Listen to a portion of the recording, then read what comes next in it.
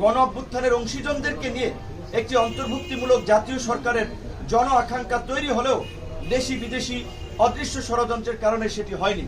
একটি নির্দিষ্ট বলয় কেন্দ্রিক সরকার গঠিত হয়েছে, যার ফলে গণ অভ্যুত্থানকে কেন্দ্র করে যে জাতীয় ঐক্য তৈরি হয়েছিল তাতে আজকে ফাটল ধরেছে, বিভাজন সৃষ্টি হয়েছে, যা এই মুহূর্তে জাতির জন্য কোনোভাবেই কাম্য ছিল না।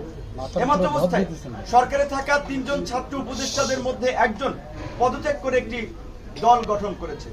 তারুণ্যের রাজনৈতিক দল হিসেবে গণ অধিকার পরিষদ তরুণদের রাজনীতিতে অংশগ্রহণকে সবসময় উৎসাহিত করে আমরা নতুন দলকে স্বাগত জানাই। তবে গণ অভ্যুত্থানকে কেন্দ্র করে গুটি কয়েক ছাত্রনেতা সরকারের নিয়ন্ত্রণ থেকে প্রশাসনের বিভিন্ন জায়গায় অযাচিত হস্তক্ষেপে সরকারি কর্মকর্তা কর্মচারী সহ জনগণের মধ্যে একটা অস্বস্তি তৈরি হয়েছে।